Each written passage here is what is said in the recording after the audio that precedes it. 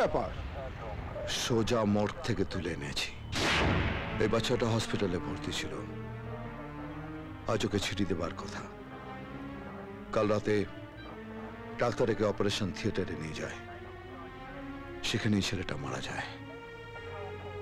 এই মৃত্যুটা স্বাভাবিক নয়। স্বাভাবিক কি অস্বাভাবিক সে তো ডেথ সার্টিফিকেট বলবে। আসল সত্যিটা বলবে এর পোস্টমর্টেম রিপোর্ট। মৃত্যুটা স্বাভাবিক না অস্বাভাবিক। কনস্টেবল, কি জানলো কি করে? শিট।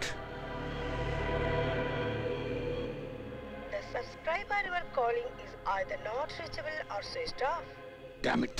কাকে ফোন করছিলেন? লাভ নেই। আর আপনার বাবার বাবা এলেও আপনাকে বাঁচাতে পারবে না। ও, আপনি তাহলে সেই লোকটা যে সব করেছেন? আর আপনিও সেই লোকটা যে হসপিটালের লাইসেন্স নিয়ে কসাইখানা খুলেছেন। You bloody! You shut up! আপনার হসপিটালটা সিল করে দেয়া হবে, বাকি রইলেন আপনি। আর আপনারও পা থেকে মাথা অবধি সিল করে দেওয়ার জন্য বাইরে পুলিশ আর পাবলিক অপেক্ষা করছে। একটু দেখুন।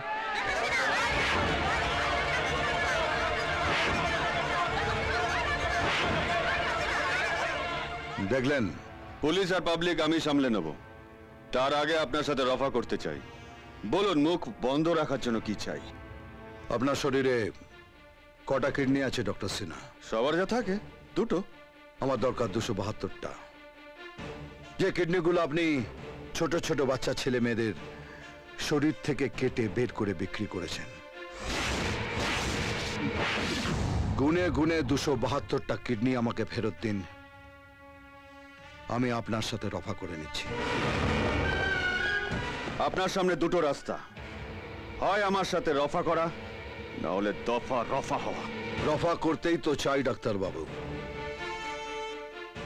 দিন আমাকে 272টা কিডনি।